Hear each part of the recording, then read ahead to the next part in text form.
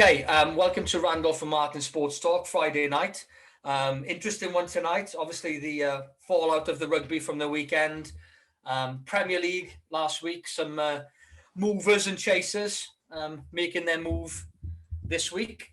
We'll also talk boxing. We'll go through the Okoli fight. Another British world champion that we've got. Fury and Joshua confirmed. So we'll have a bit of a talk about that. But if we start off with the rugby. We've got a guest on tonight from, I think he's a Welshman living in England, but he's an old mate of mine from a long time ago. How you doing, Mike? How you doing, Ron? Are you all right? Yeah, not too bad, mate. Not too bad at all. Good. You're not going to fall asleep there. Looks like you're no, I'm fine. Very chilled out there. Yeah, I might move in a minute now. How you doing, Mark? You okay? Yeah, I'm good, thank you, mate. Apart from well, I'm just hoping Wales don't start taking a bit of a pound, and that's happening right now while we're recording. Wilson put us 1-0 up, and then De Bruyne just smashed one past Danny Ward. But yeah, aside from that, been some good fights over the weekend, and some more good ones this weekend as well, especially in the UFC. So looking forward to it, mate. Should be good. Good. Okay, so we'll have a chat about that in a bit. Right, Saturday's game. Obviously, last weekend we had some good guests on to talk about the rugby. They all went for Wales, apart from I think Kev Jones picked the result. Overall performance, Ron, what did you make of it? That's the best I've seen them play in a long, long time, I think. Even with Gatland, my personal opinion, I thought they played better that day than on last Saturday than anything I've seen with Gatland, maybe the 2013, but I just so chuffed for them. And they've come so, I just feel quite optimistic for the future after watching all that myself. But discipline in the end cost them, didn't it? That was what I think. I agree. I think they did. They did well. It's good that you mentioned, the future. I think he's done well in blooding a few youngsters because they didn't. Obviously, Gatland did well, and he was picking the same players year after year, and they had a good 4 or 5 years. Whereas Pivac's picked a few youngsters, and they've shone straight away, which I think's really good. Obviously, Zamit's come to the floor, and there's a few others, but it's disappointing. I think the start of the game, France were on top. They scored straight away. It was just a seesaw for the first half an hour. We scored, brought us back. Then they scored. Then we scored. So it was very, very back and forth. And I think it was a game for attacking. Both teams attacked really well. On the defensive side, they both showed their frailties. If we were up against a Southern Hemisphere team, I think obviously France as well, they would have been lacking a bit on their defense. Both sides. Taking the Wales game aside, I think it was the same. You watch. I'm all for free flowing rugby, but you've got to have a decent defense. And when you watch the Scotland Ireland game, there's a lot of points being scored. Pretty easily, and when you look at Wales's game, they've scored more tries in this tournament than I've seen them scoring for years. So it's a shame that they didn't have their defense like they did when Sean Edwards was there, but keep the scoring ability like they've got now. What did you think, Matt? Yeah, definitely. I do think that is probably one of the best performances I've seen in a while. Dan Bigger had such a good game. Did he pick up a knock or something? I was a bit curious why they took him off when they did, because he seemed to be really dictating the play while he was kicking it really nicely. So Williams was coming onto the ball really well. Adams as well. He was finding some of his kicks. I think the French had quite a few opportunities as well where they maybe overplayed it. They were looking to, I think one of the pundits actually outlined it, and I'm just regurgitating what they said then. But you did notice a lot of the time they were going for that sort of killer flinging pass wide, and it was taking a while to travel, and then we were closing the space. But yeah, it was just the indiscipline that cost us at the end. But you can't fault the performance of anyone on the pitch on Saturday night. Like, they put everything into it. The first half was absolutely phenomenal. It was back and forth, like you said. Was it 4 tries in like 15 or 20 minutes or something like that? First quarter of an hour. It was crazy going for, like you said, perfect attacking rugby. anyone who was wanting to get into the sport, if that's the first game you've ever seen, you are going to be glued to it for the next Six Nations, aren't you? And like you both said as well, it's good signs. Looking forward to the future. Me and Randolph. Well, I was saying to Randolph before we started recording, when at the start of the tournament, if you'd have said, okay, Wales are going to have 4 wins out of 5, I'd have slapped your hand off for that, considering how we played in the autumn. So can't be more chuffed. Well, you know, it would have been nice to have the Grand Slam, but considering what we were set up to maybe look like this tournament, I think we did very well.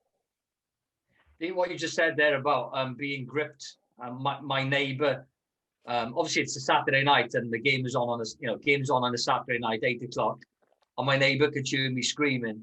So he turned the TV on, and he's never watched rugby before. Even he said, I watched the rest of the game. He didn't know if he was he was like, what happened when you kick the ball to them, they kick the ball back to you, and then the game stops and all the players go behind the ball. I was just trying to figure out what he was on about. Obviously, it's the guy who's taking the mark, and it's just interesting. Somebody that's never seen a game of rugby before, he was gripped, even though he didn't even know what was going on. So yeah, it's good for the game to see, you know, free flowing rugby. Obviously, Pivac was doing that with the Scarlets, and to transfer it, then I think he's transferred the go forward, but I think there definitely needs to be a bit more on the defensive side. What do you think, Ron? I don't know if I don't know if it's the right number. 27 tackles or something on Saturday. I'll have to check that. I'll have to find my sources. But the last time I saw a game like that was 2010 when we did that to Scotland. You remember when Shane Williams went over under the post? Yeah. I think it was Tom Evans hurt his neck in the game when he went into Lee Byrne, and then we were 14 points down with about 8 minutes to go. They went down to 13 men, and we did that to them.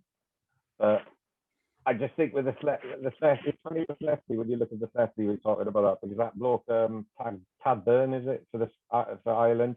Yeah. What an immense player at the moment. And I think he was so to the fore when they used to play with Leslie, but I was just gutted he was not Welsh. Well, not for Simpson, he probably won't like that, the Welsh qualified ones. Yeah. He is such a great player, and he showed it at the weekend. But yeah, the 2010 game, I remember that went well, and we were on the receiving end. And I just watched it on Saturday, and I wasn't listening to what Davis was saying. Jonathan Davis, who I think is a brilliant commentator. But there was a bit in the game when, like Martin, you were alluding to it, saying about I thought all the substitutes were strange, but I'm not the coach. Bigger was cramping, I was told, I read about it. He's cramping up or something. The others, I just thought Ken is playing out of his skin, probably the best I've ever seen him play. He's an immense player. Davis was having his best game, and then I can't remember who was the other one. I just thought they took too many off, and after that, there was a bit when they kicked the touch, didn't they, after the red card, and then there was a miscommunication. He couldn't box kick. The new scrum half couldn't box kick. He gave it to Sheedy, and Sheedy's like thinking, "What the hell have I got with this ball?"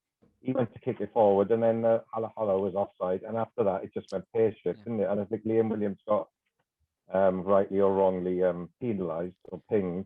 It's easy for Nigel Owen to say that afterwards, but at the time, I don't know. I thought there was a few harsh ones, but we haven't done too bad with the ref over the tournament. But I think it does swings and roundabouts, you know.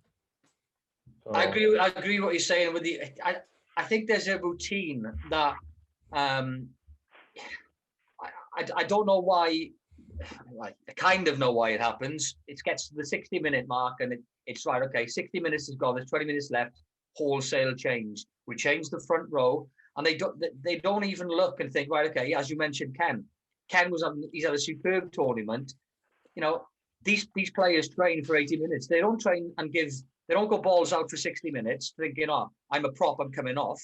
If they're playing well and the scrum isn't creaking, you know, if the scrum's creaking and they're getting penalised, and you're thinking, oh, somebody's going to get a card in a minute, then you change them, which happened in the game before. I think it might have been one of the England games that they took a couple of players off. But when it's wholesale change, they took off 3 or 4 at the same time. You know, the dynamics change. If there's only 15 minutes to go, you're ahead in the game. But as you said, if Bigger had cramp, fine, fair enough, you've got to take him off. But for the others, you've got 10, 15 minutes left. you can't just come on an international field and be up to speed from second one. It might take you a minute, it might take you 3 or 4 minutes, and in those 3 or 4 minutes, somebody could score. You could come in on a tackle too late and get binned.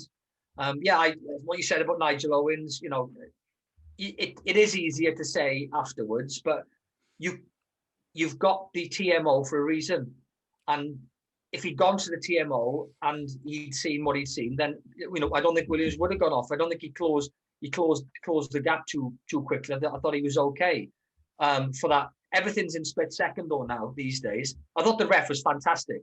I thought his communication was unbelievable. And if you had that in every football match and every rugby match, you'd have a lot more people watching, because people know, you could see exactly what was going on because you're just listening to him.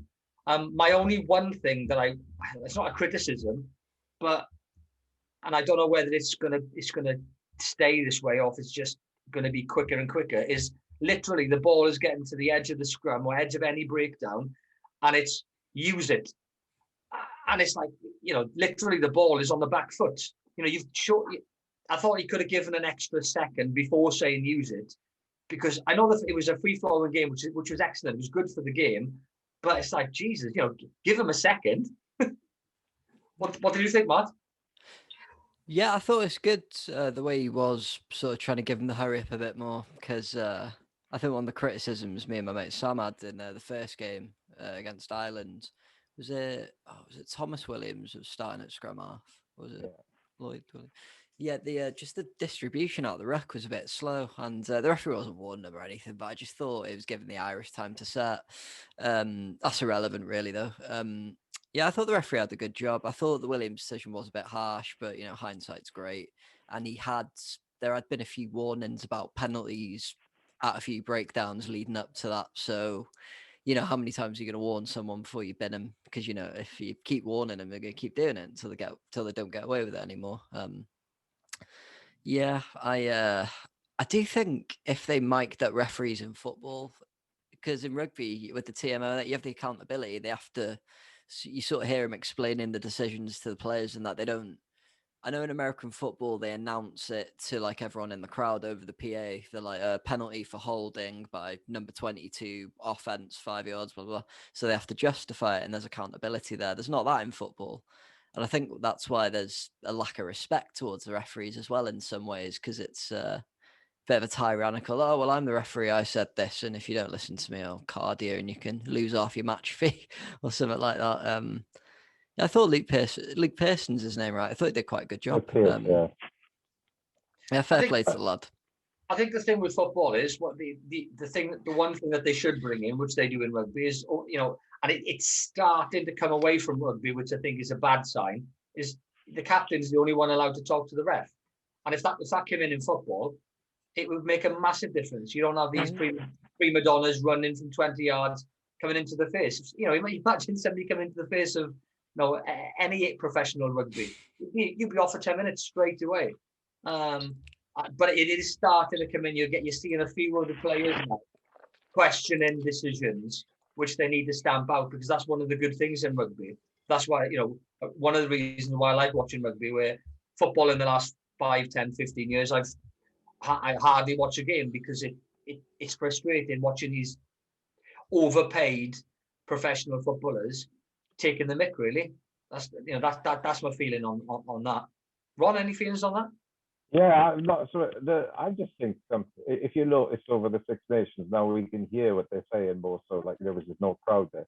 Is it a bit like the VAR controversy that seems to be like it's creeping into rugby a bit more with like some of the decisions? I mean, the 2 tries that the Welsh game against England. I mean, I thought the first one was that we were cheeky, and I thought the ref made a mistake. But I could think it was brilliant the way he did that.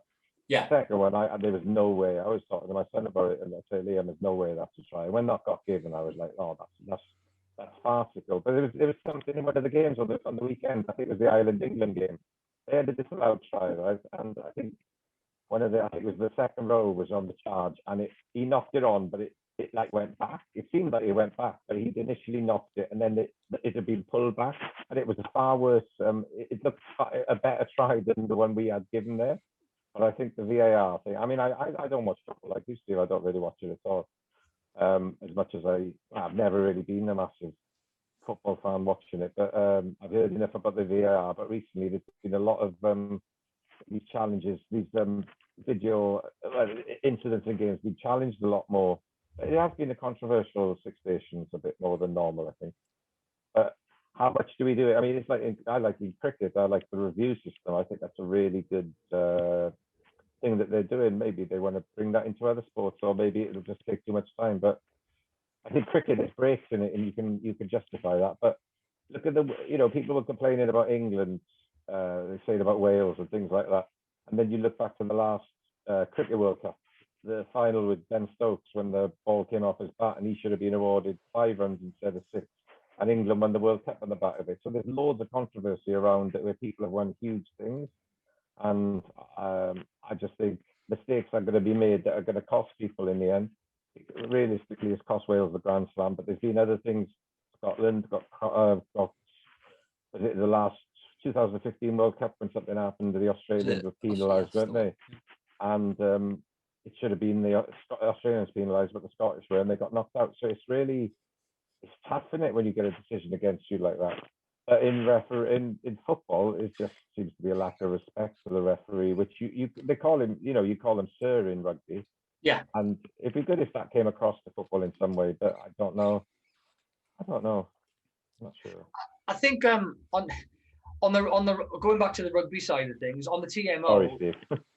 No, we're not, because VAR, we mentioned VAR as well. But on the rugby side of things, I think that the big thing with the TMO is there's 2 or 3 people, deciding that the knock on. They took 2 or 3 minutes, and you've got the ref, you've got 2 other qualified people, and they came to the decision that look, it went forward, but he's running at pace. It's hit his leg before hitting the ground. So they know the exact rule, better than we do. Of course they do. Obviously, if you were English, you'd be spitting feathers. But at the end of the day, or if you were Scottish Irish, you'd be questioning it. And on the other try, I've seen footage of Owen Farrell doing exactly the same thing with Waterboy standing next to him. So you can't have it. You can't have it both ways. So going by the rules, they were both tries. So they both got it right. The ref got it right. With the TMO, they're taking minutes. Whereas in football, you see the ref going over to the screen. There was one at some point in the last 2 weeks. He went over, and he either didn't even look at the screen, or if he did look at it, it was like a flash 2 seconds, and he made his decision. And you're like, how can you make that decision? It's clearly the opposite of what the decision that he's made. Whereas it needs to be a panel of 2 people sitting there going, right, ref, we think this, what do you think?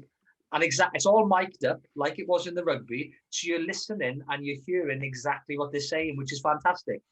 Because if it had been the ref going over to that rugby, going over to the TV, seeing the knock on, and then coming back and then going, yeah, it's a try, the crowd would have been up in arms if there was a crowd there. But at least everything's explained.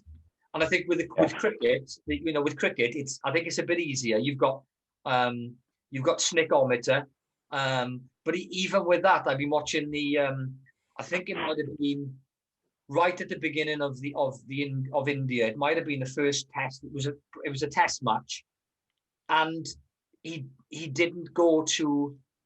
I think he looked at it. The on-field umpire looked at it, and he went with his decision, not the decision of the 2 people in the recording studio. And you're like, it was clearly glove.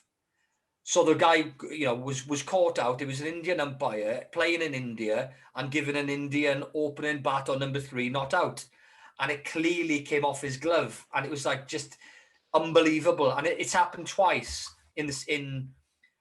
one of them might have been a T20, it might have been a one-dayer, but there's 2 that I saw that were clearly out, and he didn't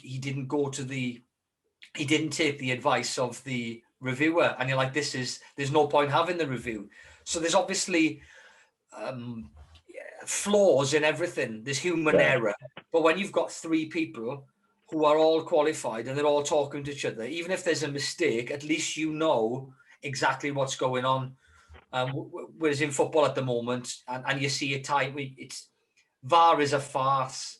Even people on Match of the Day, you've got Rio Ferdinand, you've got Lineker, they're tearing their hair out. It's not good for the game, mainly because somebody scores a goal and then you're like, well, is it a goal? Was it a guy, was a guy's finger offside?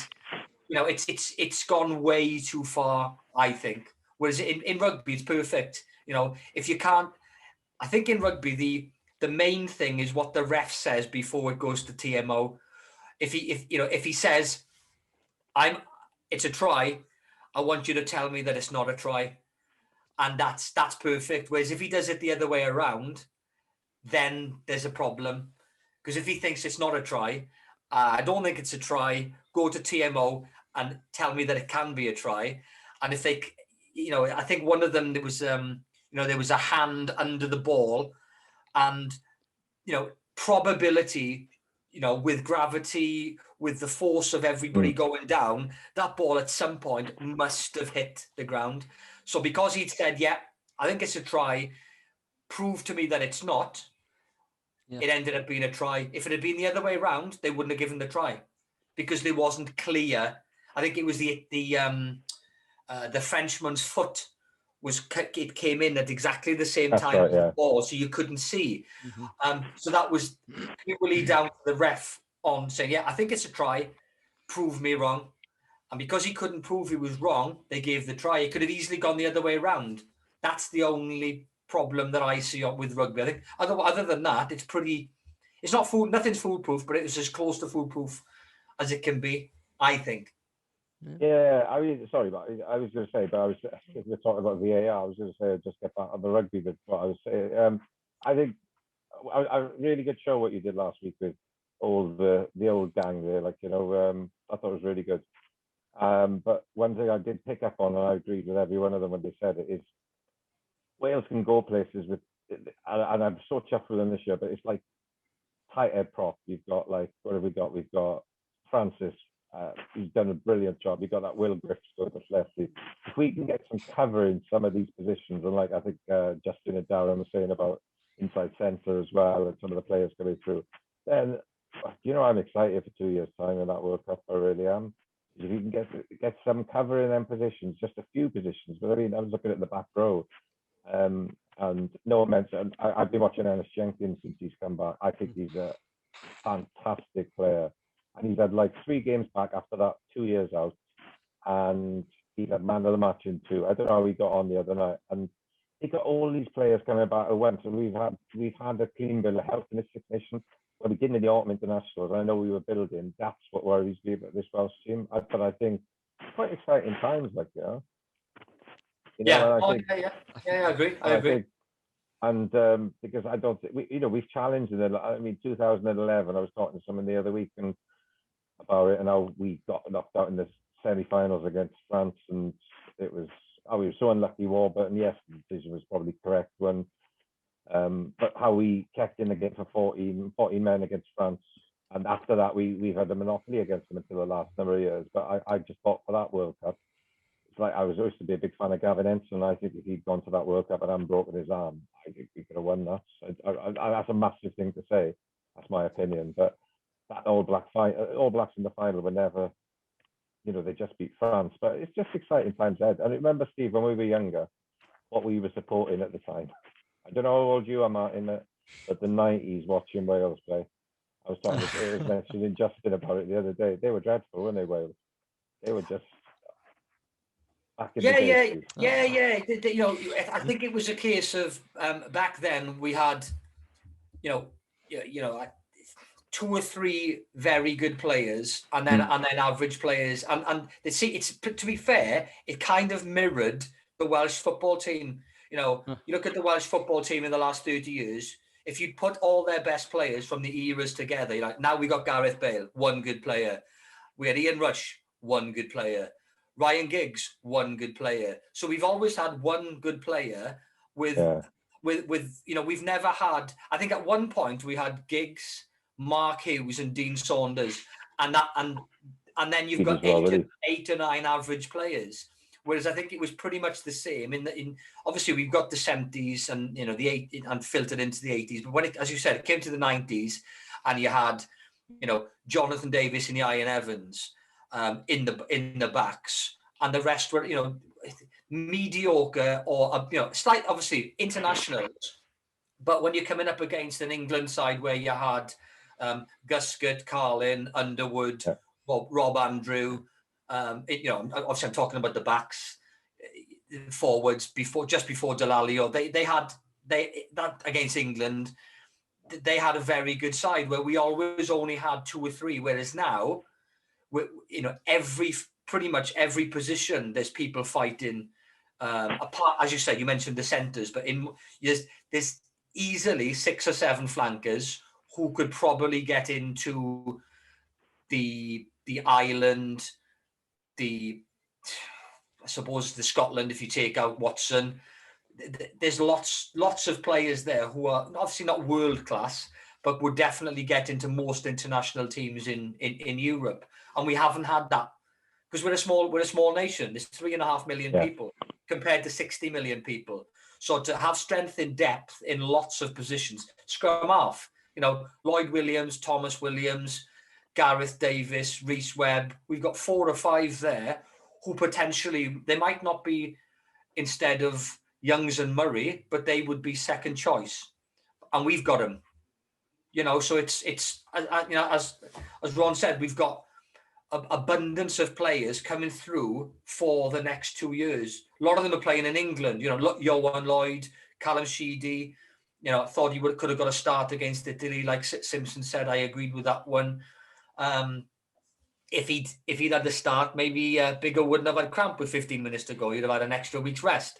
So it's all hindsight, but I 100% agree. It's exciting that we've got players coming through who are there in the next 18 months. They're gradually coming through now, given a couple of games.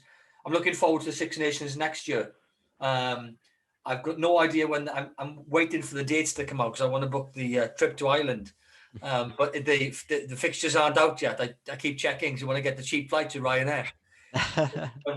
Yes, it's definitely exciting. Friday night's game, Ron. France to win by more than 21 points and score 4 tries. Straight after the game on Saturday, I was thinking, they can do it, but I think they'll get 4. I think they'll get the tries, but I looked at the Scotland team today, and there's some good little players in there actually. Russell is back. I think France have got 5 changes. I think Entomac's back at 10.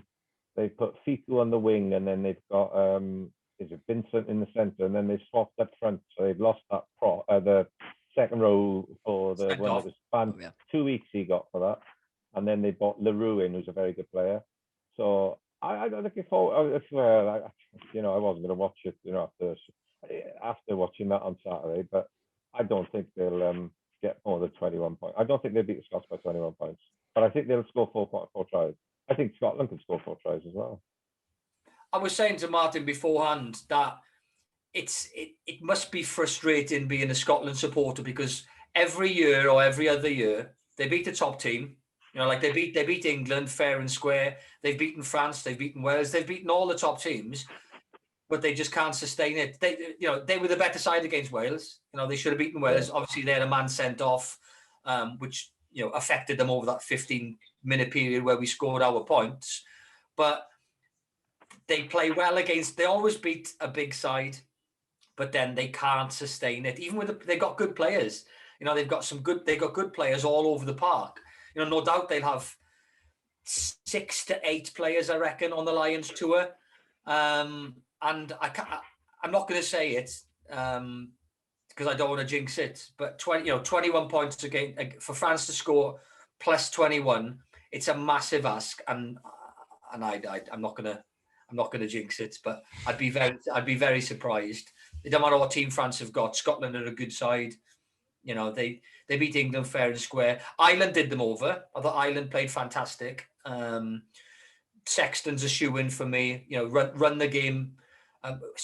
You're saying Russell is back. Russell, Yeah, he was out, wasn't he? Hogg played number 10. Yeah, I'll play 10. So Finn Russell's back, and that young boy of Hastings was on the. I like it. He's good. Adam Hastings. Yeah, he's done well. He played well. He played well. Hugh Jones has played. He's had a good couple of games. I just think they've got a decent side. But yeah, Ireland, they did them over. They did them over on the weekend. It was a good game to watch, I thought. There's a few people on social media saying it wasn't a very good game. I thought it was okay.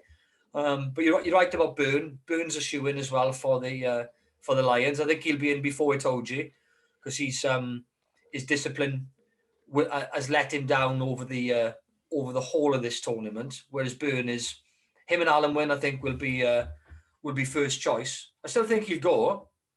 I think you've got to pick him. I think I told you to bring up there, but also as well with regards to that, it's like England showed in. I mean, that game against France in the Autumn International. That was another decision. There was a knock on. It should have been. They scored the try, and England won the game. But this Saracens thing, I think, has had a massive, bigger impact than they think. Because I think Jamie George is a really good hooker. But Ken is the number one for me by a long way, I think.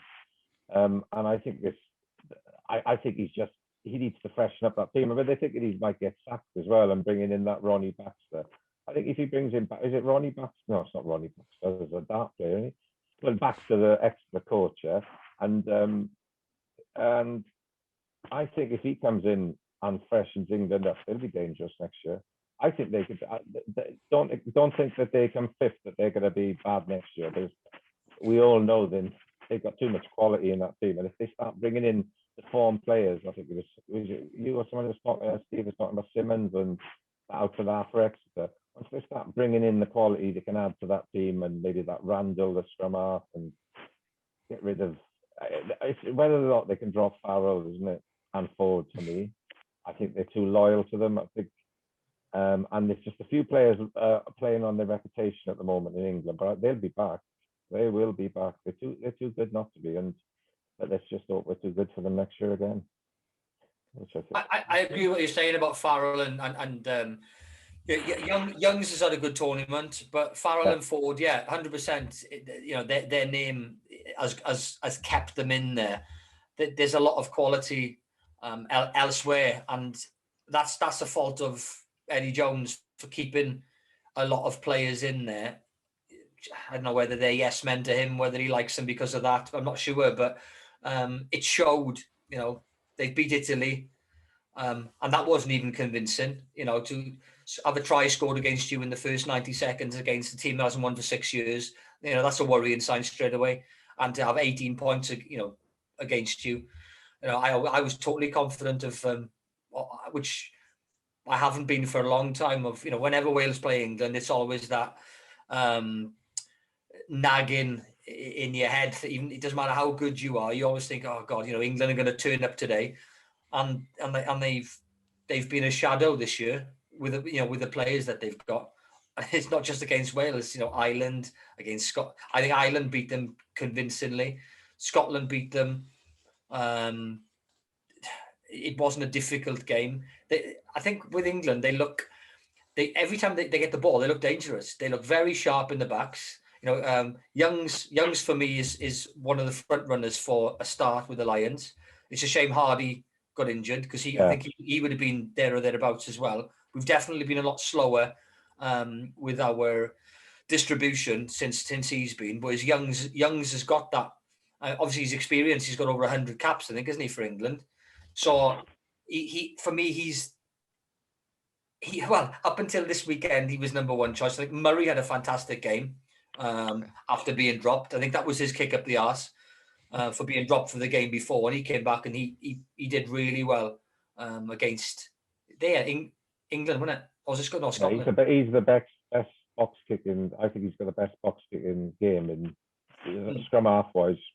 I don't know. I mean, I don't know who's playing them not, but definitely in the Northern Hemisphere. He's on the money with his kicks. He's very good.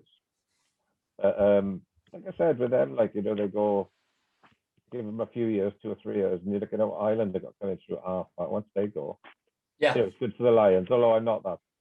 We went on Lions in 1997. We went with a group of us with John Flair and Wayne and them. It was a great tour, but This one's really weird this year. It was actually through South Africa as well, so but it won't be the same without fans over there. But at least we're getting something. That's good. Yeah, it's good that they've had the decision to to go and play out there, because to play over here.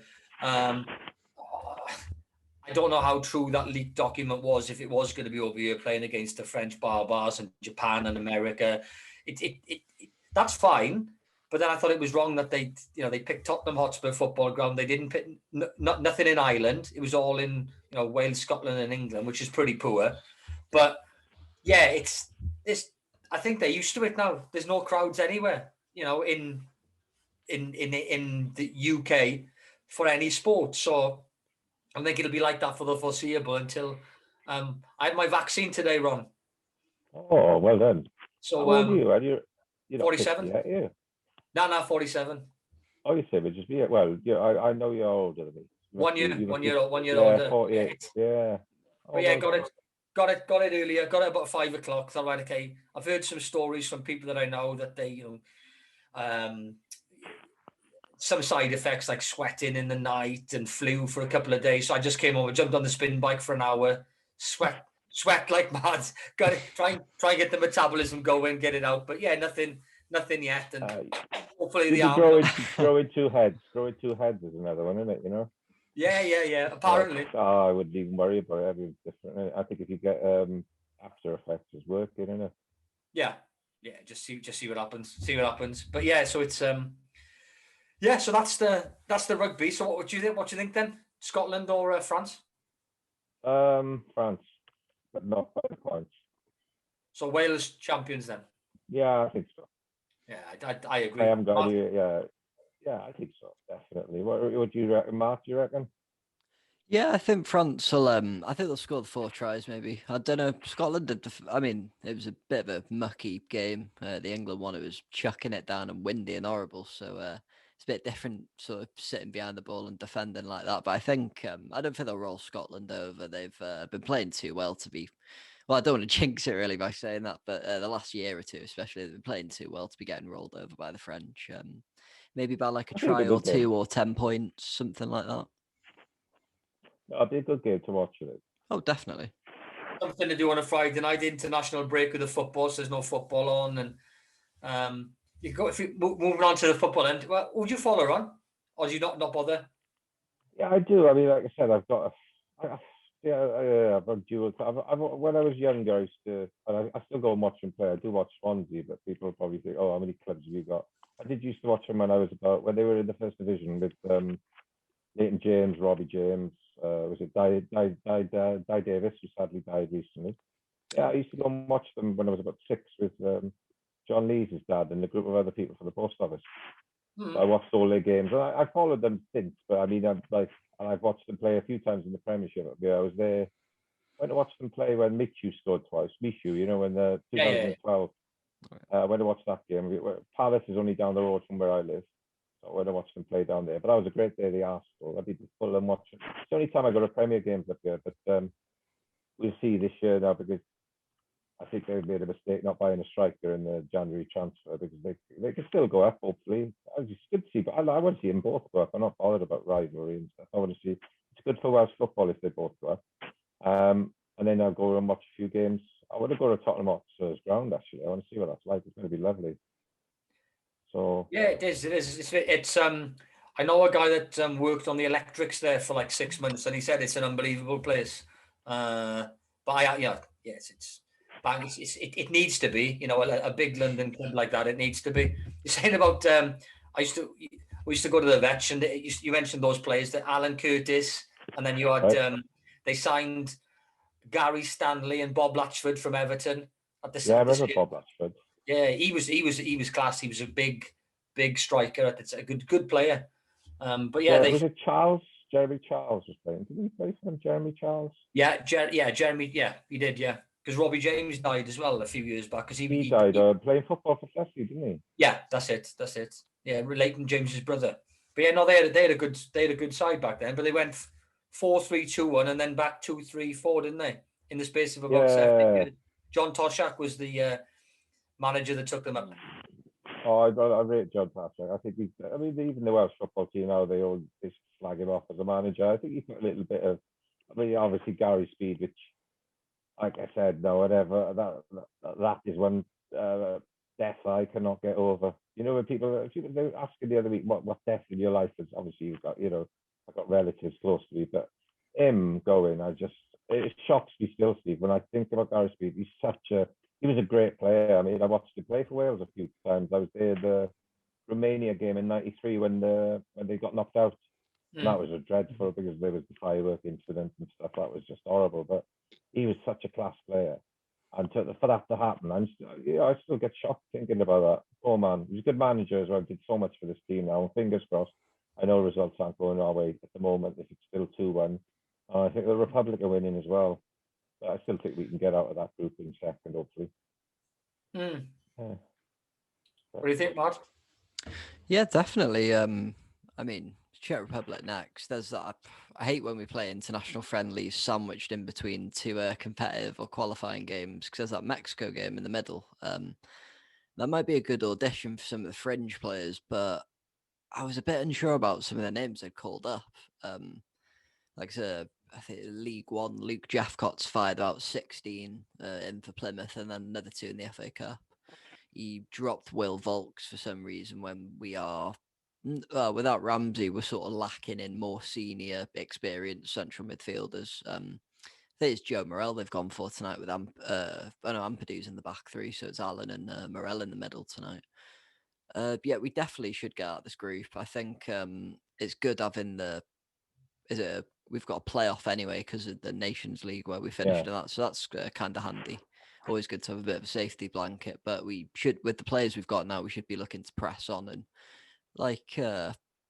so it's on as we're recording the game. So I've seen little bits. We are sitting men behind the ball, but we are breaking forward. We're looking like we're going on the few attacks here and there. So if we can sort of build on a bit of momentum here going into the tournament, did Turkey win 4-2 yesterday? They're in our group, so if they're firing goals, we need to be sharp at the back and get our strikers getting them in. I know Moore's been in really good form for Cardiff City. I think he's up to 14 or maybe even 16 himself now, but he's on like a 4-game drought for Wales. Same with Bale. I think he's had a few without scoring, but he's been finding the form for Spurs. So it's just about them getting a run of games, staying fit. Same like Ramsey and Allen. I think it was literally 5 minutes in when I was about to start the call off. Joe Allen was getting treatment. It's like, oh God, we've just missed him.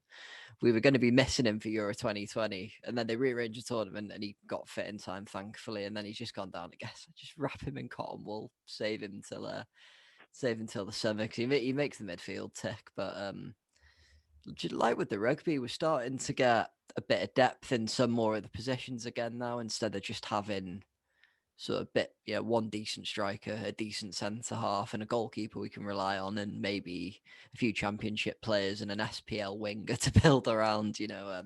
Got some really good wingers coming through. A lot of the young academy lads with the Premier League sides now as well. I think Everton had Ryan Astley and Nathan Broadhead on the bench for a few games. They're meant to be really good for the end of 23s. I think we're getting that pipeline in now as well with the FAW, where they are developing the players more as a squad, and then they bring them through the under 20s and the 23s and into the senior squad together. I think we've had that with Hennessy and Gunter and Bale and Ramsey, Ledley. You can rattle off about 10 or 12 that have come through the setup together. So you have that chemistry, you have that spirit. We saw it in the Euros, and I think it's one of the things that helps us press on, because like you said before, we've only got 3.5 million people, and to be punching out we are in football, rugby, boxing, even MMA now. We've got bikers competing in the World Superbike Championships, Elfyn Evans in the WRC. It's fantastic to see for a Welsh sport in general. So I went on a bit of a rant there. Sorry, guys. I think it's what you said there regarding this spirit. I think the difference between a Welsh person putting on a Welsh jersey and other countries, I'm not going to speak for other countries, but I think it's different. The Welsh. You look at the Welsh team compared to the English team. You mentioned those under 23s and 21s. You just take it like for like. You there just mentioned 2 Everton under 21s. It's like, oh, they've had a couple of games on the bench, whereas England's under 21s are people like Phil Foden, who is a full international playing every week for the team that's top of the Premier League, good chance of winning the quadruple, and he's running the show. So that's the difference between an England. He's not even a wannabe now. He's 20, 21, or he might not even be that because he was under 18s. So he's around about the 20-year mark. Whereas a Welsh 20-year-old, he'd probably have a couple of games on the bench, but then he'll be shipped off to a championship side on loan, come back and then go on loan again. And he'll end up, if he's good enough, he'll be playing for Everton when he's 24, 25. Mm-hmm. That's the difference. You know, you've got world-class 20, 21-year-olds playing for England, but they haven't got the same spirit. If they could transfer the Welsh spirit to the English team, they'd actually have a good chance of winning a World Cup. But because they're all individuals being put in a team, they're on 100, 200 grand a week. They play Xbox in the afternoon. You know, they're not brought up in the same way as what, you know, you're always fighting against it in Wales. If you're a Welsh, you know, I'm just trying to think. Obviously, you've got Bale. Bale is a one-off example. He's played in Europe. He's played it for Tottenham. He's come back. You know, he's the best player in Wales by a mile, and would walk into more sides in his prime. But that's it. You know, you've got to be so good as a Welshman to get in. You know, to be a top player. Same as Giggs, world class. So if you're not world class, if you're the next level down, which would be, you know, best in Britain, you're not going to get in the top side. You know, name me another Welsh player that plays in the Premier League in, you know, for City, United, Chelsea, Liverpool, Arsenal, apart from Ramsey now. You know, obviously he's gone, but you know, name somebody who's been there more than one for like a 10-year period. Giggs, Bale, and Rush. That's over 30 years. You've got one in each era, whereas you could reel off one in every team. One for United, one for City, one for Chelsea, and all of those will end up playing for England. Wales ain't got that. You've got to be a step above where these English guys have been, because you just don't get the opportunity. You come through the academies, you get to under 23, and unless you're top of the tree, they'll just buy a 23-year-old who is better than you.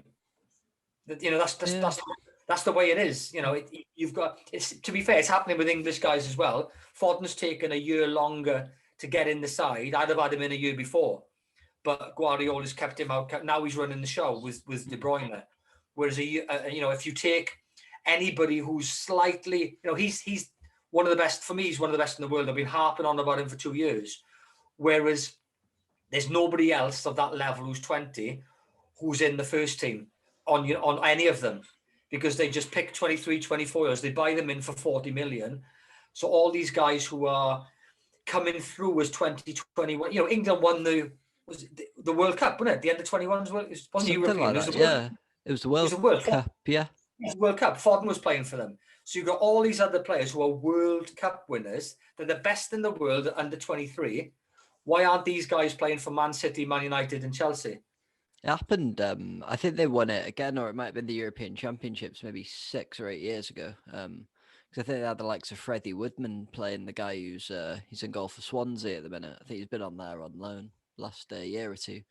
But it is, I think it's just when you have such a large population size, the Premier League's as big as it is. You know, we have 2 pretty big clubs in Wales, Cardiff and Swansea. Newport, they've you know, the Exiles, of course, they've had a bit of a trouble past, sort of back now. We're competing for the top of the table in League Two, but they're sort of still around the playoffs, but struggling a bit.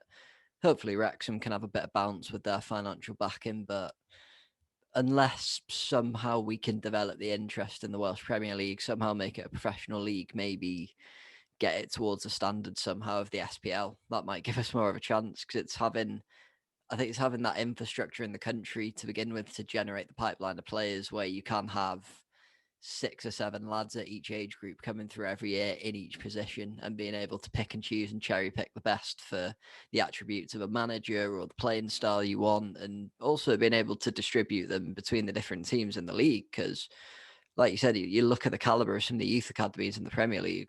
Arsenal have always sort of developed, especially under Wenger, brought young lads in and taking him through the youth teams and the first team. You look at Saka, 17, 18 years old. We've just loaned Joe Willock out. I thought he took a lot of flack and has been a very good player, very Ramsey-esque in my eyes, sort of box to box, coming off the shoulder, getting flick-ons and scoring good goals as well. Maitland-Niles came through a few years ago. He's bit, like you said before, he's been in and out of the team, bit stop-started, got loaned out, got replaced by Kieran Tierney almost. But yeah, I think unless we somehow turn the Cymru Premier Professional League, I don't really see us having the sort of pipeline ever as you do in England and sort of like France, Germany, the more developed nations. But I sort It of wouldn't think happen anyway. It I wouldn't sort of happen think the anyway. underdog nature suits us anyway. I think being backed in a corner with a few elite players suits us to a fucking T, quite frankly. And It does, yeah, but you'll we're never still win in this anything. Belgium game, just about, I'd say. Like, But you'll never win anything. You know, when it's you can get to quarters or semis. You know, with sometimes it's the luck of the draw, and you can win the odd game. But the Welsh Premier League, if you're a Welsh schoolboy, you're 12, 13, 14, and it'll always be, it'll never change, because back when I was playing, the Barry Town were fully professional. They went fully professional for a few years. They ended up playing in Europe. They had their professional name taken off them because the council were backing them. I think it was South Glamorgan were backing them, and basically it was getting paid by taxpayers' money, so you weren't allowed to do it. But you're never going to have a 13-year-old Welshman aspiring to play for Barry Town when he could be good enough to be playing for Chelsea. It's just one of those. It'll never change. But my point was that you could be an elite 18, 19-year-old, but for some reason you get signed up at 12, 12, 13, 14, sometimes 7, 8, 9 by United, Chelsea, City, whoever. But when you get to 18, 19, they're scouring the planet. And somewhere along the planet, it doesn't matter how good you are, there's going to be somebody better. Even with going back as far as John Obi Mikel, the scouts saw something in him that I didn't, because when he came to Chelsea on the back of United, there was a big tug of war. I think he was 16, 17, and they ended up buying the rights to him. But he was still owned by his agent. There was some third-party ownership. Yeah, some weird clause. But at the end of the day, they're bringing in players like that who their scouts are saying, "Oh, buy him," and they're stopping the English very, very good 17-18-year-old getting in instead of him. And one other one that I've brought up before, a guy from around here, Daniel Nardiella, was playing for United, England captain under 18s and under 21s. You think, he played against Maccabi Haifa with Forlan up front, came on instead of Van Nistelrooy. Thinking, great, he's playing six-a-side on a Wednesday with me up in Dudley, which he shouldn't have been doing. But he, very good. And you think, he's there, he's a shoe-in. They go and buy Wayne Rooney. And you're like, this guy's an under 21 captain of England, under 19s. He ended up he played for Barnsley and then Bury. But this guy was there, and then all of a sudden they go and buy a guy who's whatever it is, 20 miles down the road playing for Everton, under 16s, 17s, banging and goes for fun. They go, we'll buy him because he might be a bit better. So luckily he was English. They could have bought somebody else in from abroad. So that's my bugbear. But you look at the Premier League now. The Premier League now is they're 14 points clear Man City. They've got a history of 7-8 years. Before that, they won nothing. And they've basically, I'm not going to say they've bought the league, because it's taken them a few years. They didn't win it straight away, but now they've got 2 players in every position. You mentioned Wales rugby. Needing to strengthen certain positions. You look at Man City, they're buying defenders for 40 million who are going to sit on the bench, who will be playing in every other Premier League. So in effect, it's taken them 6 or 7 years, but now they've bought the league. I can't see them losing. Liverpool were unbelievable last year with Van Dijk, and they've gone back to where they are this year now. But Man City, they've got 2 players for every position. They could be 1st and 5th in the league with 2 teams. It's never happened before to have that many good players in the squad. I don't know how you can stop it. I can't see it going back to the stage where, like it was years ago, you had to have you were only allowed 4 or 5 foreign players in your team, and Giggs was Welsh, so he was foreign. Roy Keane was Irish, so he was foreign. So you could only have a certain amount of players. But they need to do something, because it's, at the end of the day, it's like real life Football Manager. The team with the most money is going to win. It's as simple as that. What are your thoughts on that, Ron? You're on mute, by the way. Oh, there you go. Yeah. No, I just started listening to you. I didn't want to disturb you, but yeah, I mean, it is the opportunities you get. I mean, you're saying about when they go up to the Premiership now, 40 million. How much would that buy for a team like Sheffield United? They're going down, and Swansea and all that. They're just going up to try and survive, and it just doesn't. There is a top 6 elite thread, not top 6. I don't think. I mean, I monitor it when you see Liverpool have gone after playing brilliant football last year. Man, you thought even at the start of the year they had a chance of getting it back, because they did have some good results. But I can't remember what I was going to say. What was that about? But yeah, I think it's a case of opportunity. I think we're down in Wales with us, we're getting the opportunity. Actually, it's funny because I'm going off the point a bit now.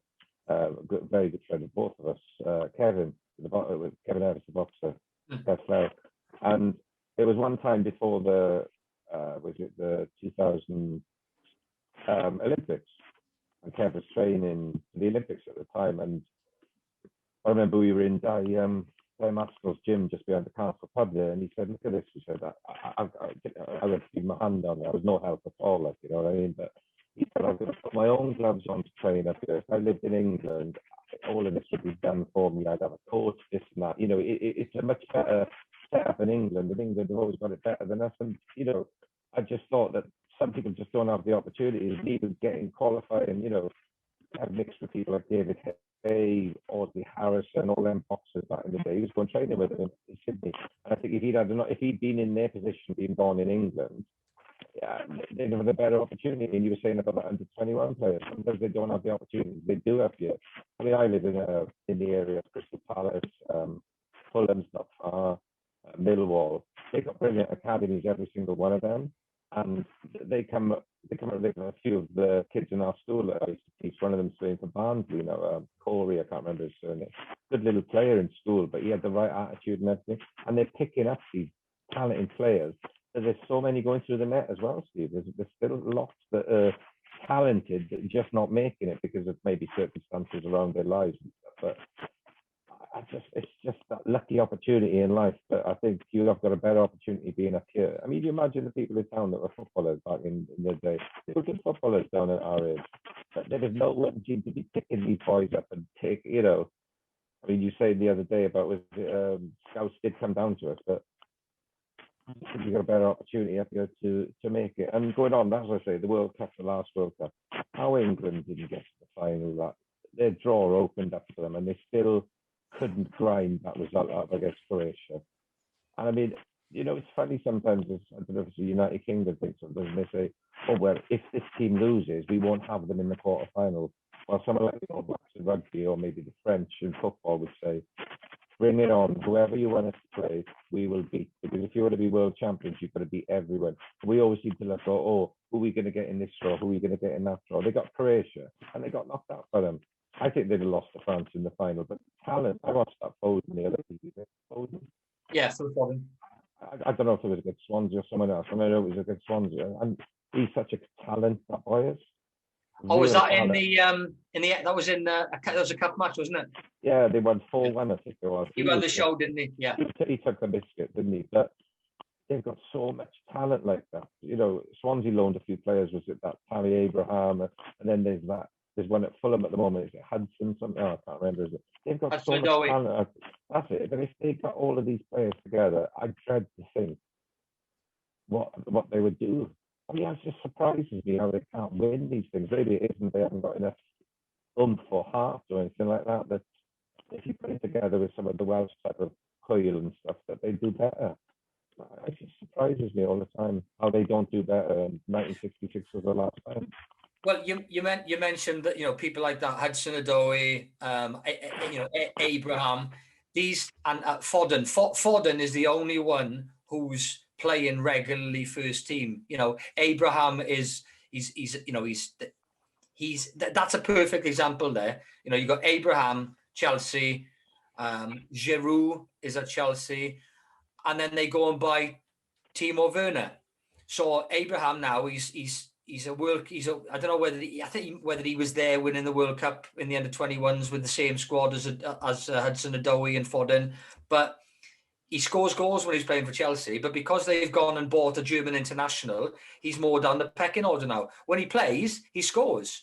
You look at his stats and he scores goals for Chelsea. But if you're not playing every week, then you're not going to be at the forefront of the England manager's mind.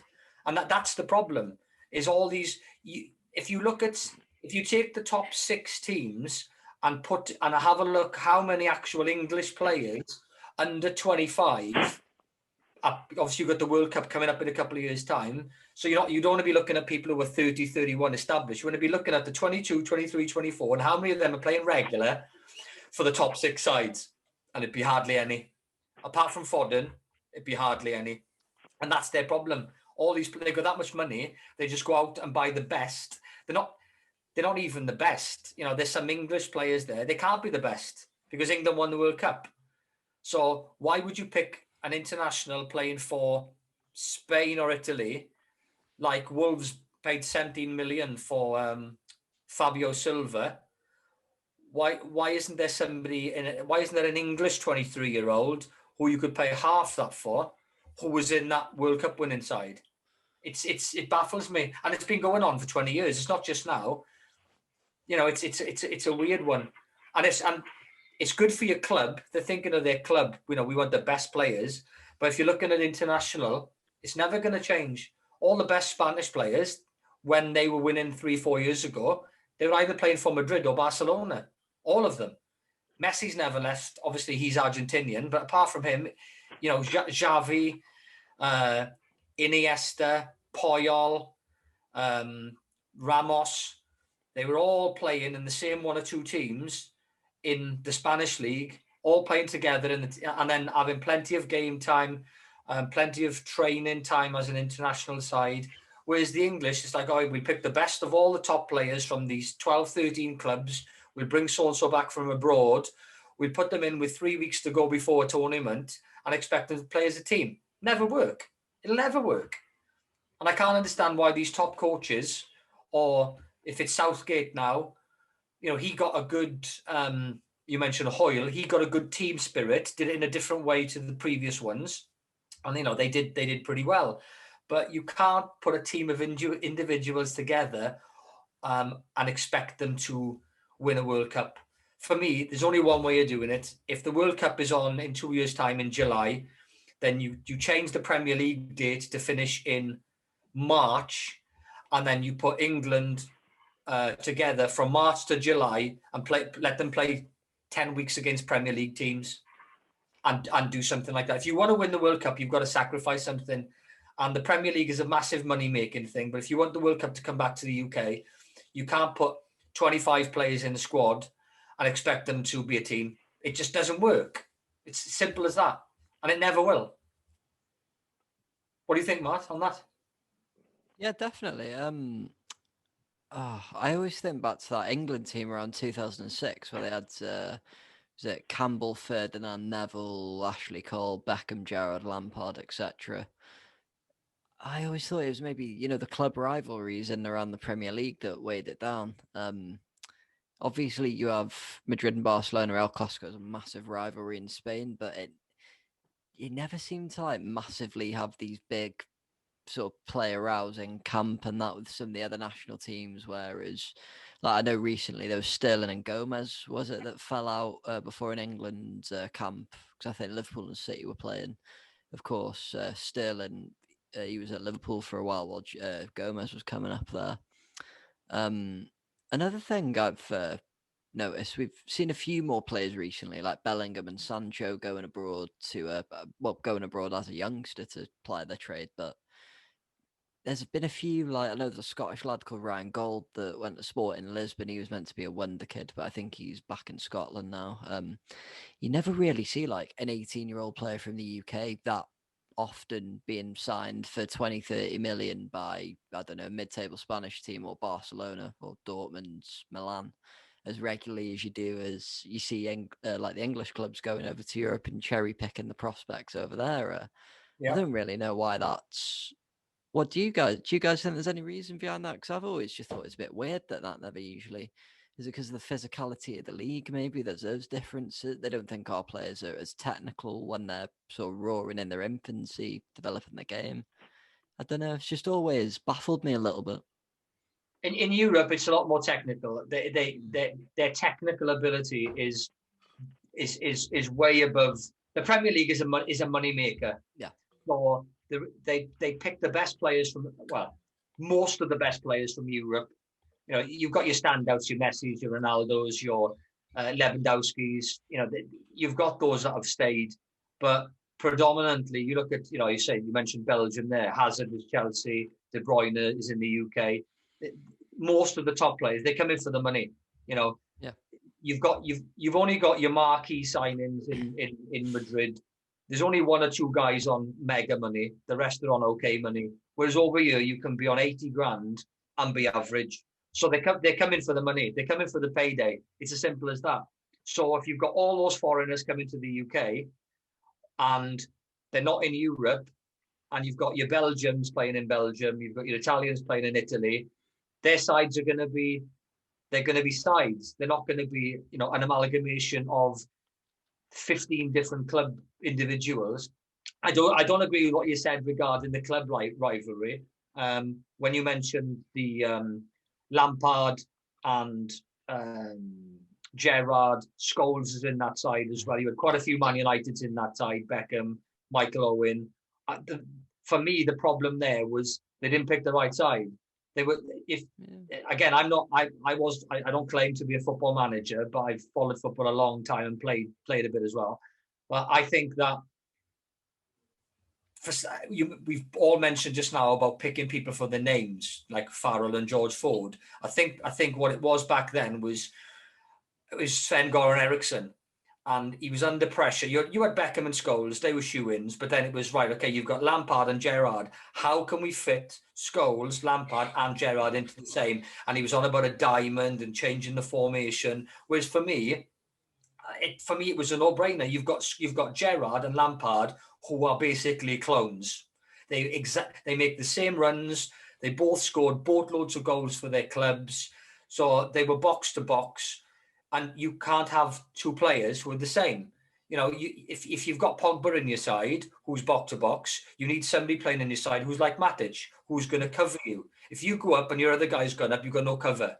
And for me, it was a no-brainer. It should have been a case of, right, Beckham, Scholes is in, you've got Lampard and Gerrard, you've got two of you. So in effect, you've got one engine for 90 minutes. You say, right, okay, Lampard, you're starting today. You're only playing for 45 minutes. Balls out, 45 minutes. Leave it all on the pitch. Then Gerrard's coming on to do exactly the same. So in effect, you've got a world-class player who's never going to run out of steam because they're swapping after 45 minutes. And for me, that was the big mistake that they made, was trying to put... You can't have two players making the same runs. If you watch Lampard's goals, he's making late runs running into the box and scoring goals from 18 yards out. You look at Gerrard, hold on, he's running into the box, scoring goals from 18 yards. They were exactly the same player. So you can't have two people running the same lines, and you've got nobody covering at the back. Ericsson was into, I'm a diamond, I'm doing I'm just changing it. But you can't change a team to accommodate players. And he stuck with it, and it failed. It failed. They had, and you mentioned their team, they had a fantastic 16, 18 players for the Euros and for the World Cup. You had Gascoigne, at the end of his career in '96. He was slightly before, but even that team, you look at that team. You mentioned, Sol Campbell, Tony Adams, Sheringham. They did well they did okay in the Euros, but a lot of those players, guys had come back from the top players, you can go to Europe, but there's not many of them get signed up because they like to keep their players together for their national side. And you mentioned Spain. Spain is probably a perfect scenario. You know, you look at their best 11, and they had Iniesta and Xavi in the centre, who were world class. But apart from that, and Ramos at the back, I think Busquets, very underrated. But apart from that, they won the Fabregas, they won the Euros, and they won the World Cup in the space of 2 years. And if you look at all the individuals that England had, individually on paper, they were miles better than the Spanish. But Spain had a team, we had individuals. For me, it's as simple as that. You know, what do you think, Ron? Yes, good points. But the two successful stories of not so much England football were 1990. I remember that was the best World Cup I've ever watched. The 1990 World Cup. I thought it was brilliant. I just thought it was all just fantastic.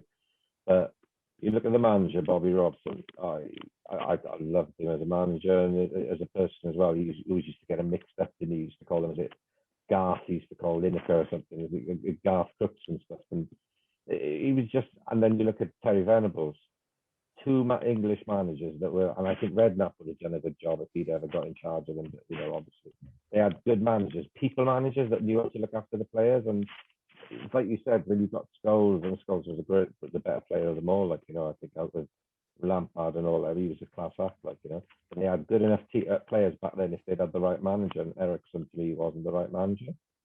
And I just think they need. I mean, I don't know if Southgate is. I don't think he is. I don't think he'll take it to it. I'll probably have egg over my face, but I don't think he will. I don't think he's. I think they need a character like a Venables or a Robson or someone that's gonna. He just get. I don't know what it is with them. They were just the managers that they needed, and I think, like I said, Redknapp would have been one.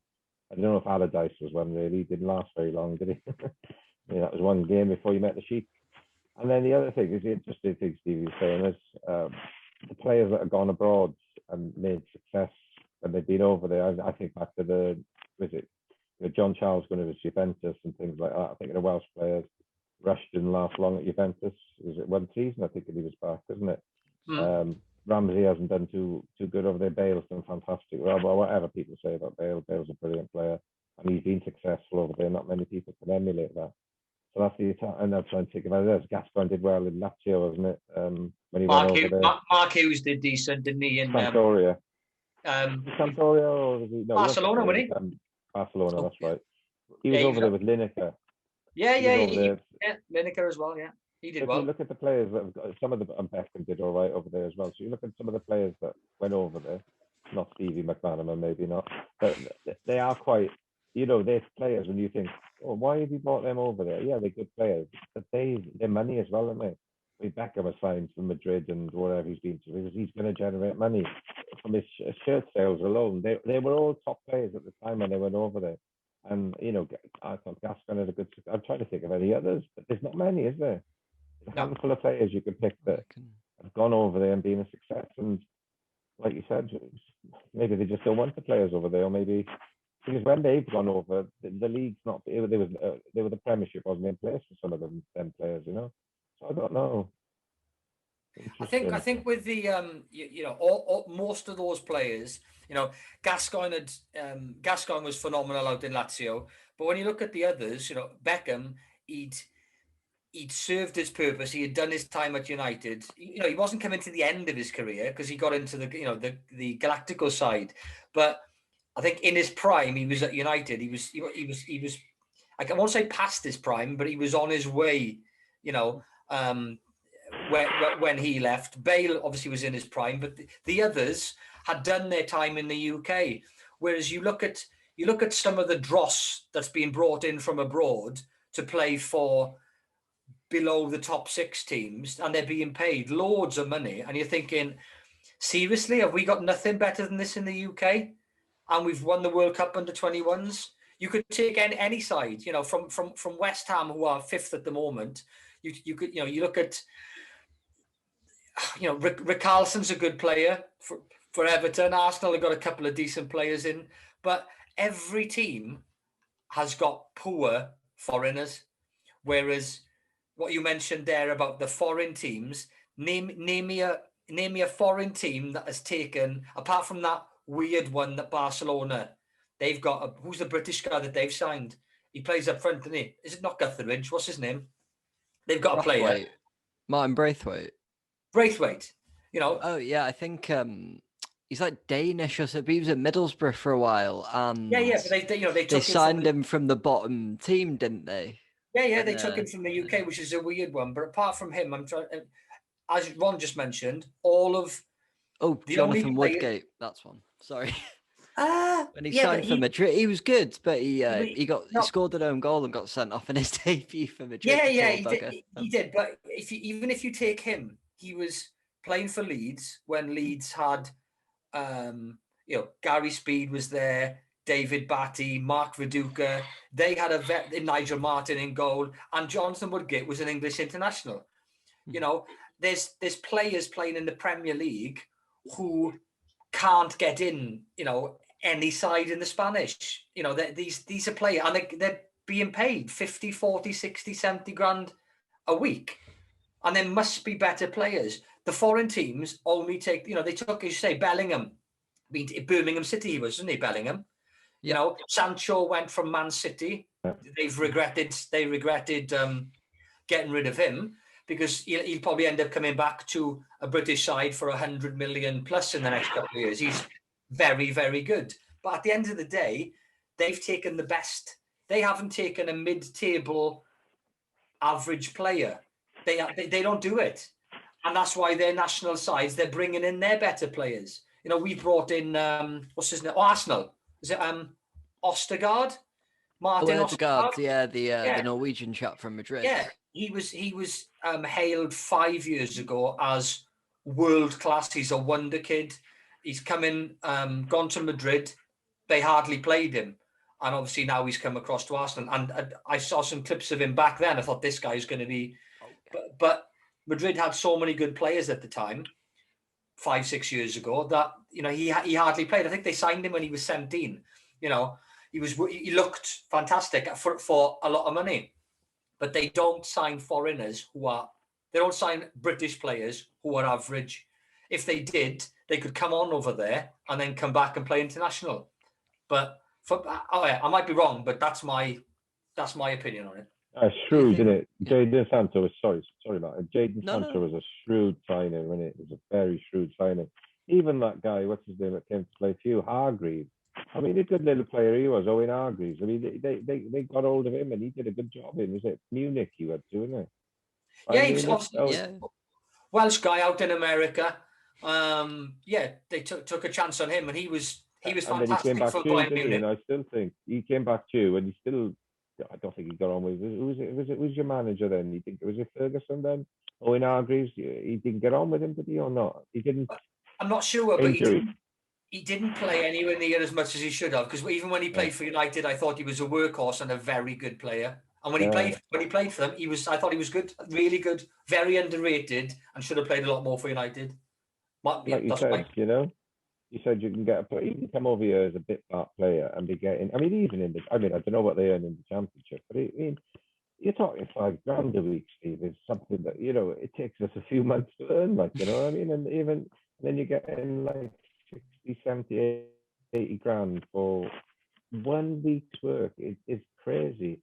I mean, that's why so many kids in my school, they aspire to be, they want to be footballers, but sadly not much of them have got much of a chance of doing it, because it's so hard to get into it. It's luck as well, I suppose, isn't it? Well, my daughter's friend is Sam Field, who was playing for West Brom. He'll be 21. He's the same age as my daughter. They were in school together, and he's playing for somebody else now. I don't know who he's playing for. He's playing for somebody else, but he was West Brom. He was playing for the first team, when he was 19. And she's they've got a couple of houses. You're on 10, 15, 20 grand a week. So as a 20-year-old, you've bought your own house. I can't remember who she said he's playing for now, but you're never going to have money worries again. 20 grand a week. Some people, the average earnings in the UK is only around that for a year, 20 to 23 grand.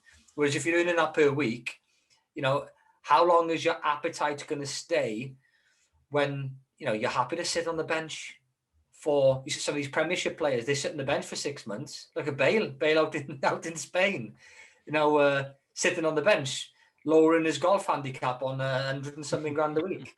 You know, You have to, you have to arrange a marriage, Steve. You have to arrange a marriage for it. Yeah. I would. People ask you, like me, after that question, would you sit on the bench for that many? Of course I would. I'd love to. I'd sit on the bench for that many. I'd sit on the bench for 20 grand a week. You know what I mean? It's like, but it doesn't show if you're prepared to do that you're not prepared to fight for your place. Yeah. Maybe, I don't know. I'd want to play. I'd want to play. I know what you mean. But it just depends. You know, if you were on 80 grand a week and you were offered 50 grand a week and to be in the first team, you know, it's only 30 grand a week. If you're on 50 grand a week, 30 grand a week's not going to make any difference. I'd rather drop and play. Like, well, you know, Bale stayed there for a good couple of years, probably 2 to 3 years, where he was out of favour and sat on the bench, you know, for. I'm surprised that he wasn't offered the similar amount of money back in the UK to play for United or City, because he's world class. He's shown it, and it's showing it now that he's had a bit of game time. I think Mourinho did well, bringing him back, but then not expecting him to be back at world class. 20 minutes here, 20 minutes there, gradual. I know a few Tottenham players supporters are probably a bit frustrated, thinking that, you know, why is he only playing? But he's injury prone. He's got to be, how old is he now? 30 odd? About 30? 31, 32, right. I think. Yeah. So he's between 30 and 32. He's injury prone, so they've gradually brought him back, and now he's scoring for fun. He scored 5 or 6 in his last 7 or 8 games, and he's setting up Kane and Son. So I think Mourinho's done a good job with him, and he hasn't got injured. You know, I think he was injured when he came back, so he didn't play for a while, and then he's got him back to game time, and now he's there. But I don't know if on the youth structure, I just think it is as frustrating. If I'm not that bothered because obviously I'm Welsh, but if I was an English fan, I'd be frustrated with the lack of game time and bringing in too many foreigners. That's my opinion. It can't change because there's too much money in the Premiership. You know, it's here and now. You look at the managers. If you don't get results this year, you're out. You know, because Solskjaer, Ole Gunnar Solskjaer's been in for 18 months. Man United are second in the league. They got to the quarterfinals of the FA Cup. They're in the quarterfinals of the Euros. And there's some people go, Ollie's at the wheel, get rid of him. It's like he's been there for 18 months. He's got the same personnel as the people that were there before, as the manager that was there before him. You can't just change things and be winning things in 18 months. That's my opinion. That's what I think. I think that's partly the issue what we're having with Arsenal at the minute. I mean, Arteta's doing a good job clearing out the deadwood. Mustafi's finally been given his marching orders. Kolasinac, but there's just too many players who are happy to. It's like when you're doing a decent job, but it's not motivating you or anything. You're just clocking in, sort of half-arsing it, clocking out, taking your money. It seems like there's a lot of players in the Arsenal side doing that at the minute. I think we have cleared quite a few out, as I said, that were doing that and maybe taking 60, 70, 80k a week home for the privilege of it, but in some cases 350k a week. But, you know, someone who probably shouldn't have a job in football, like an agent or a bloody, director of football, decided to offer Mesut Ozil nearly $500,000 a week. Could there be I don't know if they have it in certain leagues where you can only have so many foreign players registered in a squad. Is it gone too far in the Premier League? I know they do have homegrown rules, but I think if you sign players young enough from foreign countries that go through your academy system, Hector Bellerin, for example, I think we signed him when he was 17, but he qualifies as a homegrown player because he's had, I think the rule is, from my Football Manager playing experience, 3 years trained at the club up until the age of 21. So because he's 17, 4 years till he's 21, homegrown player. So you can sort of get around it that way. But does anyone think if they brought in rules about, okay, you can have maybe 6 foreign national players registered in your side over the age of 22, 23 to try and keep the talent coming through? Or do you think the money, and like we were saying before, it's just too far gone now? Well, you mentioned director of football. I think another problem is Mustafi. You're a director of football at Arsenal. He's unheard of. He's an okay player. He has a really good, I don't know whether it was a World Cup or Euros for Germany. And then he comes and signs for Arsenal.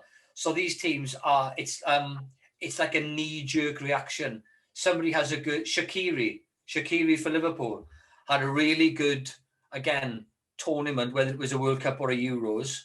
And it's like, oh, look at him. And then they go and buy him. You know, these people have got the money, and I don't think they do enough research. They pick players on, one tournament. They might be rubbish in their league, and they don't wait, they just buy them. And I think that's, that's another problem. And that's a perfect example. Like Mustafi, he was very good for Germany in that tournament.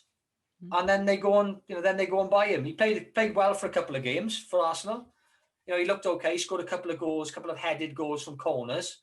He's German, so he's got the pedigree, but knee-jerk reaction. And it happens with lots of players. I mentioned Shaqiri, but you look at United.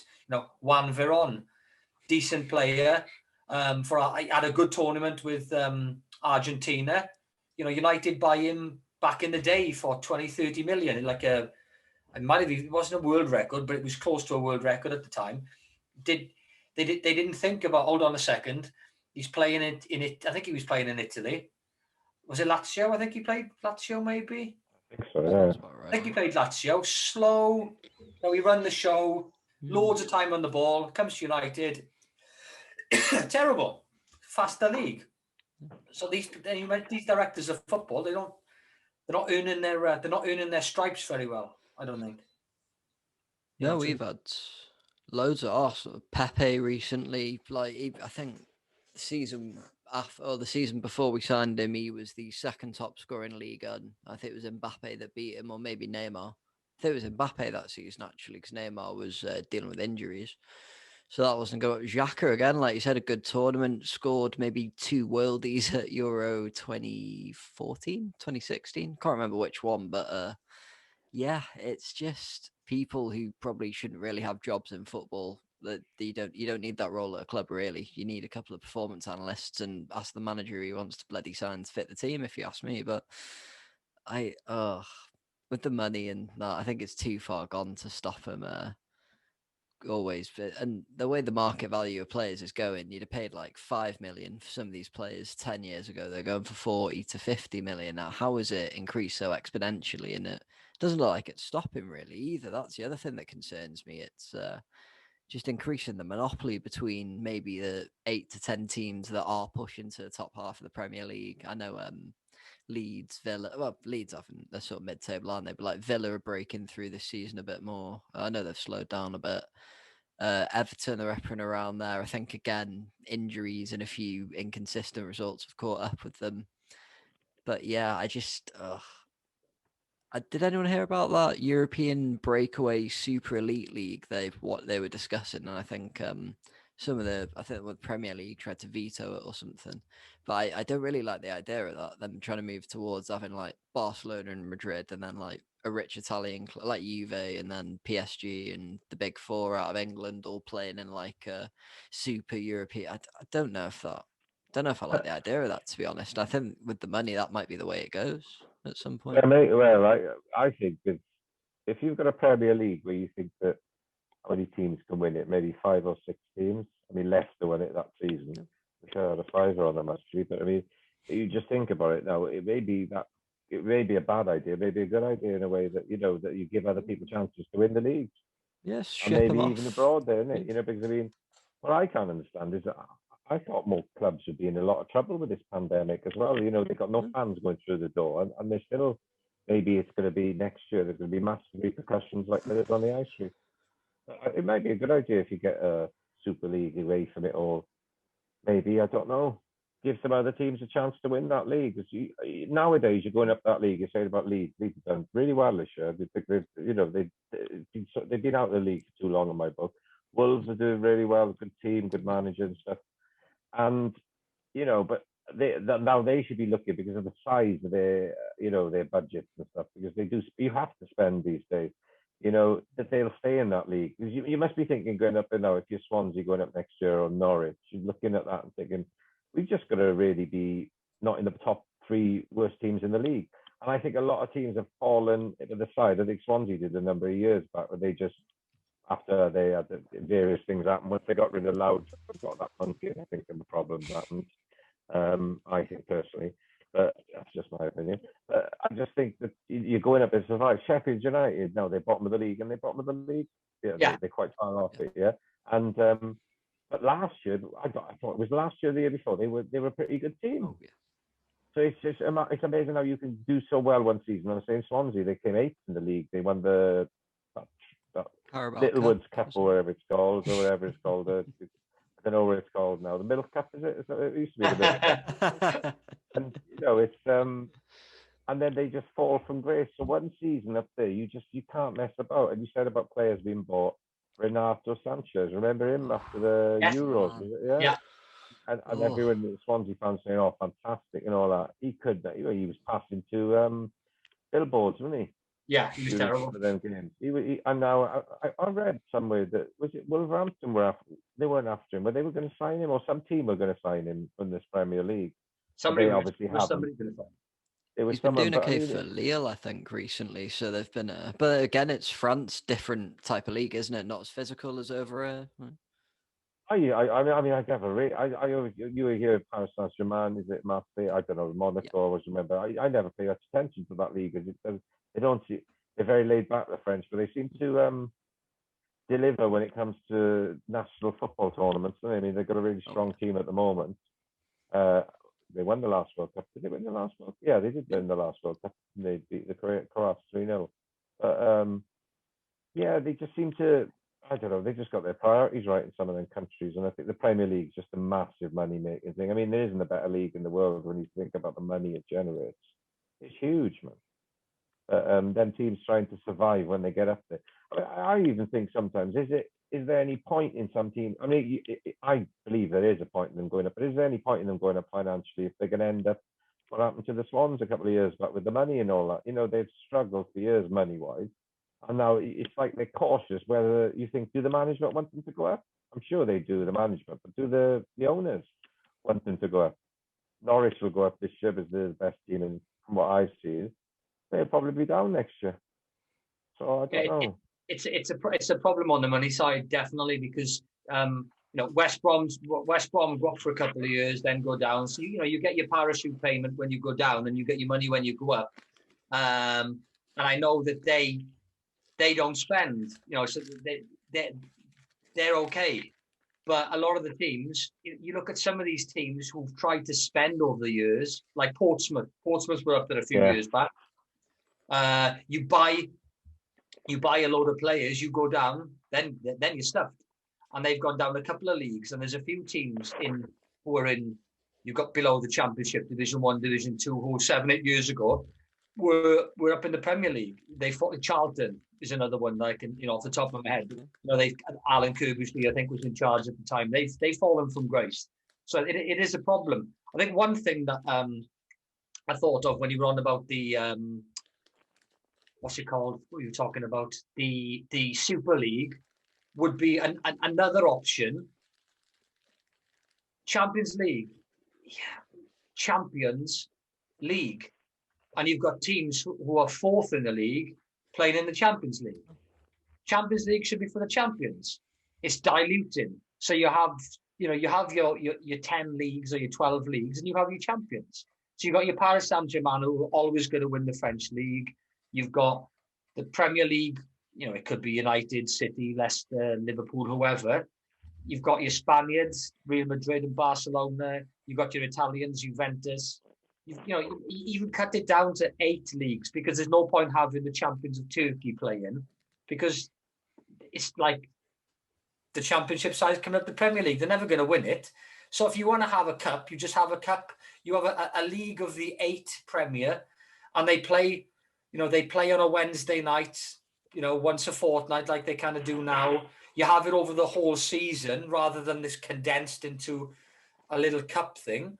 But you call it the Champions League. You have your best 8 playing, but it goes in conjunction with this, and it'll then help the lower side. So if you've got a Villa, an Everton, a West Ham, a Tottenham, who are playing their games on a weekend and they're playing their FA Cup, then whoever's the champions, which would probably be Man City, they're going to have to rest players, which then does give a bit of a chance on the weekend for their so-called second team to play against Palace or Burnley or Brighton.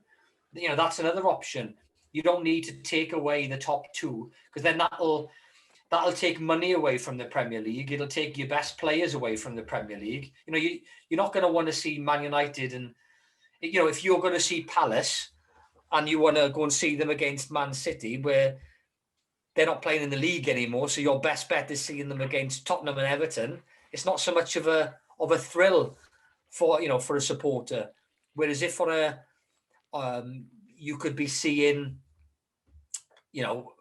Man City on a Saturday against Palace, and then you're watching them in midweek then against Juventus, but you're not watching them against a mediocre, Bayern Munich you could watch them against, but you're not watching them against Wolfsburg, who came 4th in the league because the 5th team in the league were just shocking. It's diluted the Champions League for me. You've got so many teams who are 4th or 5th who are just awful. And it's just not a Champions League. Why call it? It should be just called, I don't know, top 4 or something stupid. they're not champions.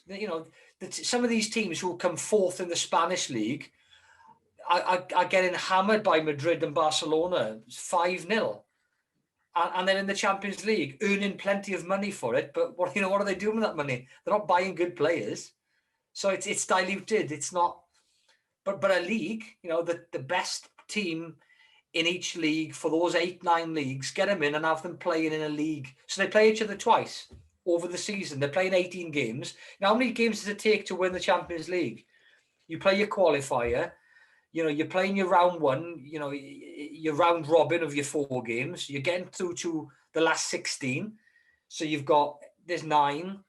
Then you're playing 2 in the quarters. You're probably playing 16 games to win the Champions League. So have 8 teams in the league, play home and away, massive draw, because every game, if you're Man City, every game in the Champions League is going to be, you're playing Bayern Munich, Paris Saint-Germain, Juventus, Barcelona or Madrid. Every time you go and watch City play, for the City fan, you're not going to watch them on a Wednesday night against, as I said, Wolfsburg, or a crappy team from abroad who, that's my point. I think that would be a big money spinner, especially for TV rights. Watching Neymar playing in the league, and you don't even just need to watch him playing when they're playing City. The following week, he's going to be playing against Bayern Munich. The following week, he's going to be playing against Ronaldo at Juventus. There's going to be huge matchups every week. Again, that's just my opinion. And I don't know. What do you think? What do you think, Ron? Yes, I mean, I just think it's all about money these days. That's what general life is about, isn't it? The money and this and that. And if you have a league like that, I mean, I suppose. You can qualify from it if you're in the Welsh League, can you? Yeah. Get, you have to play about 50 games before you get to the qualifying thing. But even you look at it, and then you got Celtic and Rangers in it as well. I don't watch it much anymore, to be honest with you.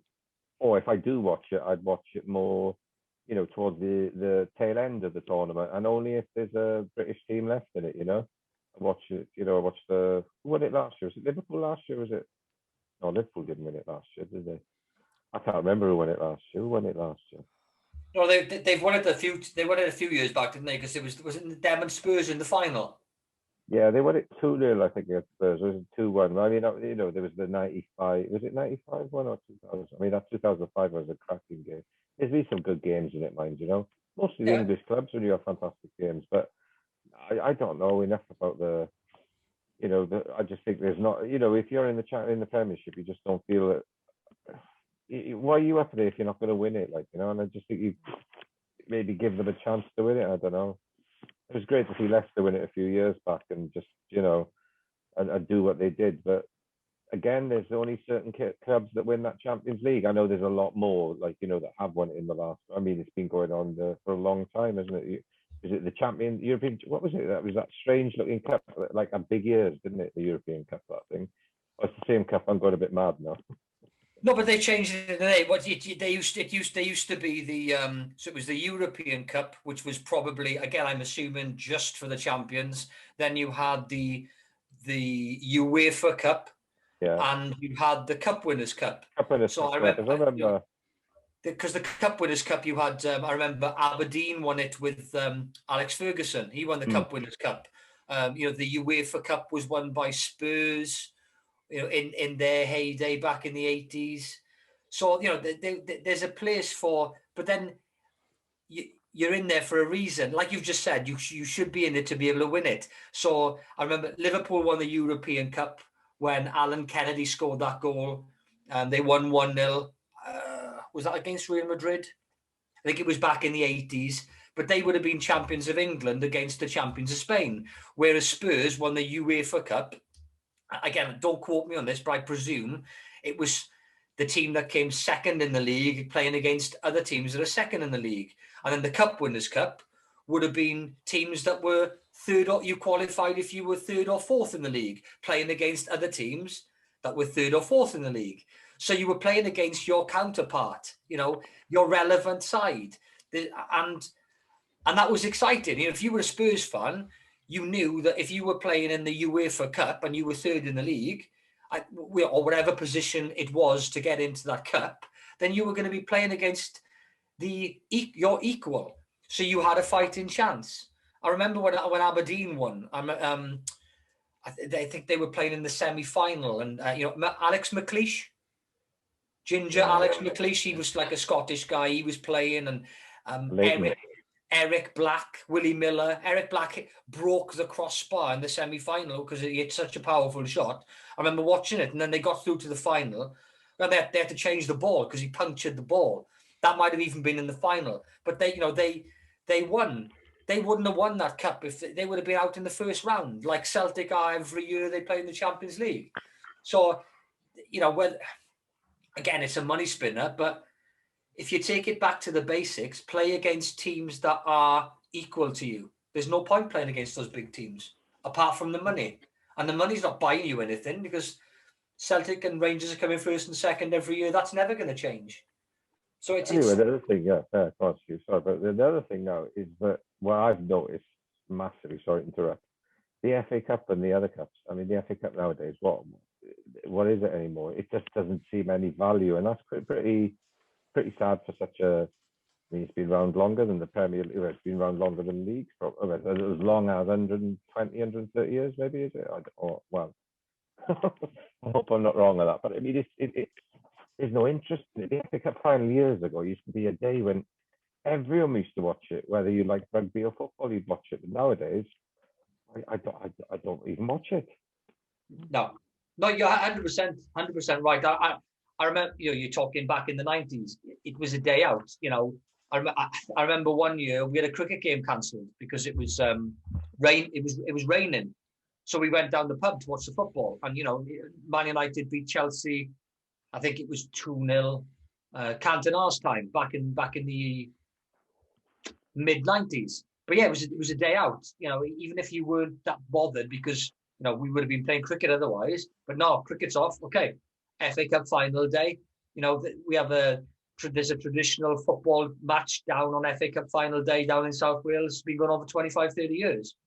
Where two teams play against each other, and then you make a whole day. Nigel Bryan. Yeah, that's it. Yeah, I played in it a couple of years back.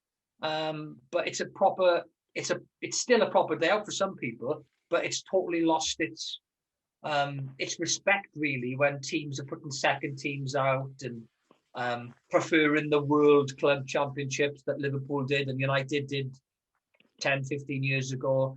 You've got to put a decent side out. City, I'd put a decent side out because they've got two world-class teams. But apart from anybody else, that you rest players now for FA Cup. You put your 19, 20-year-olds in and hope to get through if you're a top 6. Right, Steve, I've got to shoot off, boys. I've got to just go sort a few things out. It's been an absolute pleasure being on you tonight. I'll give us a shout again. I'll come on again, mate. Yes, no problem. Thanks for coming on, and it's good to see you. I haven't seen you for a long time.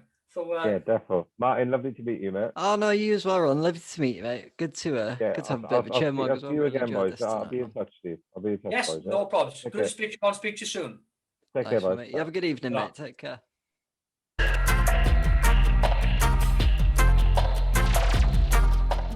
Okay, that's it for tonight, folks. Thanks to Ron for coming on. Always a pleasure, Matt. Always a pleasure. Next week, we've got some UFC to talk about. The heavyweight title fight that's on this weekend. The boxing. We're going to talk a little bit about Lawrence Okolie's win in the cruiserweight division. We now have a new British world cruiserweight champion. We'll also talk White Povetkin because they're fighting this weekend. See if White can avenge his knockout defeat against Povetkin in his last time out. And we'll also talk Fury Joshua.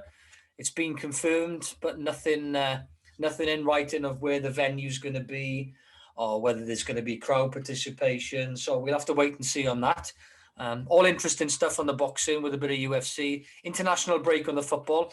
So there'll be some results to mull over, see how Wales have gone on against Belgium and whether they're playing in the week, and see where the tables lie up by the end of next weekend.